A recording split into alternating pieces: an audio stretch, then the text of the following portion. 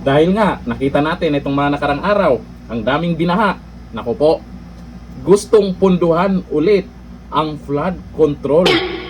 Senator Robin. Tandaan po natin, hanggat may baha, may buhaya. Maraming salamat po, Pangulong Pangulo. Ayon po dito sa balita ngayon, iginiit ni House Deputy Speaker at La Union 1st District Representative Ortiga na mahalagang muling punduhan ang mga proyektong naglalayong mabawasan ang pagbaha.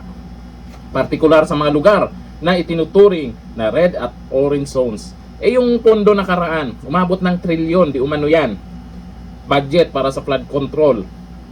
May nangyari ba?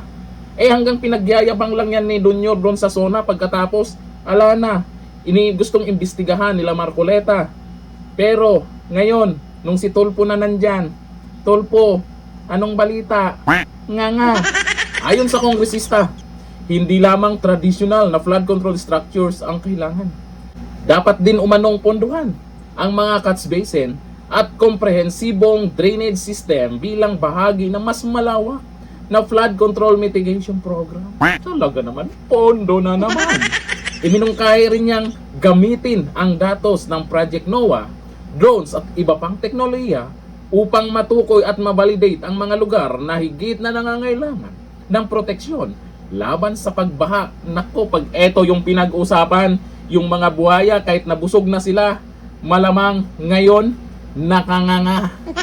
Bagaman, wala pa umanong tiyak na direktiba mula sa liderato ng Kamara, naniniwala si Ortiga na ipaglalaban ng mga mambabatas o mga buhaya sa budget deliberations ang pondo para sa mga lugar na madalas tamaan ng matinding pagbaha. Wala pang napanagot na itong nakaraang budget dyan sa flood control.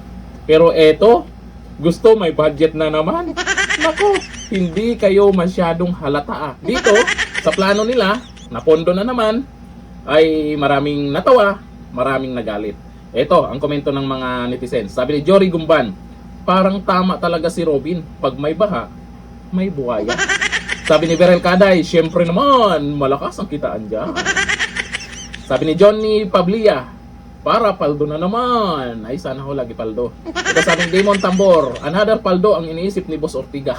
Ay, iwan ko lang kung bakit nila naisip yan. Hindi pa nga tapos yung naging issue sa yung flood control project na yan. Bakit punduhan? Hindi pa nga kontento yung mga tao diyan sa nangyayaring investigasyon sa yung flood control project.